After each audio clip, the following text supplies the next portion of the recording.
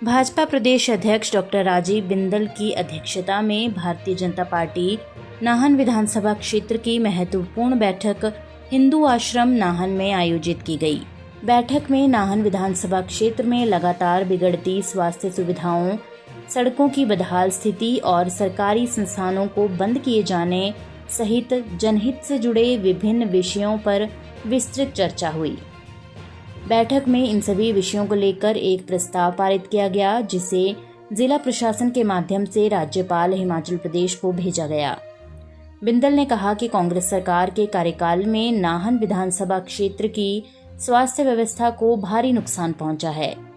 नाहन में 500 बिस्तर वाले आधुनिक अस्पताल का निर्माण किया जा रहा है, जिसके लिए केंद्र की प्रधानमंत्री नरेंद्र मोदी सरकार द्वारा 260 करोड़ उपलब्ध करवाए गए थे, लेकिन कांग्रेस सरकार के सत्ता में आने के बाद इस महत्वपूर्ण अस्पताल भवन का निर्माण कार्य रुक गया। यदि इस परियोजना को निर्धारित गति से पूरा किया गया होता तो आज नाहन की जनता को 500 बिस्तर वाले आधुनिक अस्पताल की सुविधा मिल रही होती। भारतीय जनता पार्टी के संकल्प के अनुसार हिमाचल प्रदेश के हर विधानसभा क्षेत्र में आजादी के महापर्व के ऊपर तिरंगा यात्रा निकालने का संकल्प है। आज नाहन विधानसभा क्षेत्र के भाई बहनों ने भारत माता की जयकारा करते हुए उन वीर सेनानियों को नमन करते हुए जिन्होंने हंसते हंसते फांसी के फंदे चूमे, भारत को आजादी दिलाई, उनको नमन करते हुए तिरंगा लहराया और भारत माता की जय घोष किया, तिरंगा यात्रा निकाली। कल हमारे क्षेत्र के सभी कार्यकर्ता, सभी भाई बहन अपने अपने घरों पर तिरंगा लहराएंगे और उसकी सेल्फी भेजेंगे। हमको आज जो 14 तारीख को देश का विभाजन हुआ था, उस दिन को भी याद करना है। कांग्रेस की लोलुपता से, कांग्रेस की जल्दबाजी से, पंडित जवाहरलाल नेहरू जी की अदूरदर्शिता से हजारों साल से जो भारत एक था, वो भारत माता खंडित हो गई।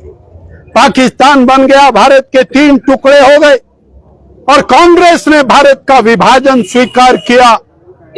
इससे बड़ी त्रासदी ना पहले हुई कभी, ना देश में कभी और होगी। लाखों लाखों करोड़ों करोड़ों लोगों का पलायन हुआ, हजारों लोगों का कत्लेआम हुआ और एक कैंसर के रूप में पाकिस्तान और बांग्लादेश भारत के साथ बना दिया गया। ये कांग्रेस की देन है, जिसको पूरा भारत पिछले 75 साल से निपट रहा है।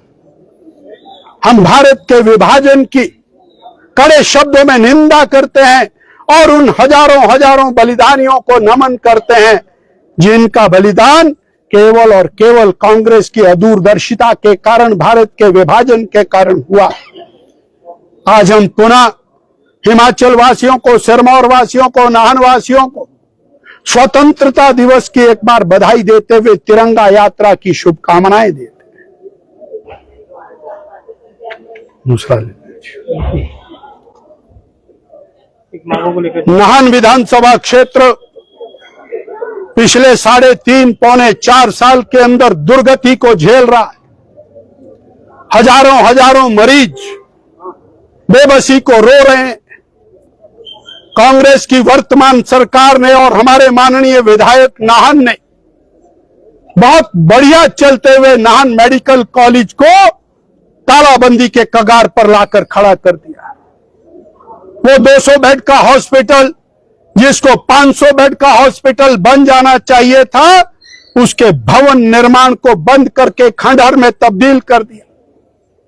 बड़ी बड़ी घोषणाएं की, हम नया मेडिकल कॉलेज बनाएंगे, हम नया अस्पताल बनाएंगे, पर हजारों हजारों मरीज आज कांग्रेस की जान को रोते हुए दिखाई देते हैं। रात को एक्सीडेंट होता है, लोग आते हैं, अस्पताल में डॉक्टर नहीं होता, व्यवस्था नहीं होता, ऑपरेशन थिएटर में ताले लगे होते हैं, सीटी स्कैन पर ताले लगे हैं, अल्ट्रासाउंड बंद है, टेस्ट वहां पर होते नहीं है और मरीजों को यहां से रेफर होना पड़ता है। मरीजों को चंडीगढ़, देहरादून, यमुनानगर के धक्के खा करके पैसे खर्च करने पड़ते हैं। ये कांग्रेस की वर्तमान सरकार की नालायकी है, कांग्रेस का भ्रष्टाचार है, जिसके कारण नाहन का ये जो मेडिकल कॉलेज है उसको ग्रहण लग गया है। 260 करोड़ रुपए की लागत से 11 मंजिल 2 भवन बनने थे। नए भवन बनते तो 500 बिस्तरों का अस्पताल होता, एक बिस्तर पर 2 मरीज ना होते। हमारे पास माकूल स्थान होता जहां एमआरआई, सीटी स्कैन, अल्ट्रासाउंड लग सकता। 4 ऑपरेशन थिएटर की जगह 10, 8, 12 ऑपरेशन थिएटर होते, परंतु यहां ओपीडी में डॉक्टरों को बैठने की जगह नहीं। कैंसर का संस्थान बनना था, वो बंद हो गया। माता और शिशु के अस्पताल के लिए 20 करोड़ रुपया दिया था, वो पता नहीं कहां गए। 70 करोड़ रुपया नर्सिंग कॉलेज के लिए दिया था, वो पता नहीं कहां गए। आज कांग्रेस की सरकार की जाने का समय आ गया है और अब थोड़े दिनों के बाद ये फिर ड्रामा करेंगे और किसी नई जगह के ऊपर शिलान्यास करेंगे, वाहवाही लूटेंगे, 4 पिल्लर वहां खड़े हो जाएंगे और इतने में इनकी सरकार चली जाएगी। पर 5 साल में जो मरीजों का नुकसान हुआ उसकी भरपाई करने का इनके पास कोई साधन नहीं। नाहन डूबता चला जा रहा है। अगर ये मेडिकल कॉलेज आगे बढ़ा होता तो यहां रोजगार भी होता, आवागमन भी होता, 1000 लोगों का प्रतिदिन आवागमन होता, लोगों को साधन मिलते। परंतु बाकी मेडिकल कॉलेजेस को मशीनें भी मिल रही हैं, साधन भी मिल रहे हैं, हमारे पास भवन नहीं है तो मिलेगा क्या। अब तो एक और ड्रामा हो रहा है, पुराने भवन के ऊपर प्लास्टर उतार करके वहां पर बेजा खर्चा करते हुए पेट पूजा का काम चला हुआ है। नया भवन बन जाता तो वो पुराने को प्लास्टर लगाने की जरूरत ना पड़ती। ये कोई एक बात नहीं। काला आम की उप तहसील को बंद करके हजारों लोगों को और लाखों रुपया प्रतिदिन खर्च करने के ऊपर मजबूर कर दिया।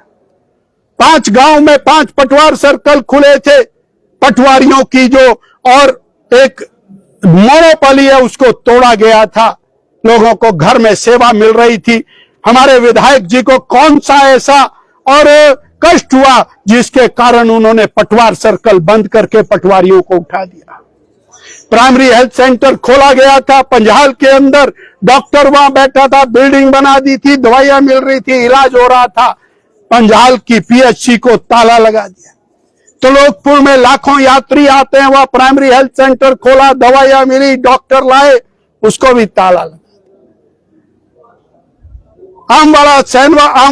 सैनवाला मुबारकपुर में एक पीएचसी खोली थी, उसको भी ताला लगा दिया। भारापुर की सीएचसी को ताला लगा दिया।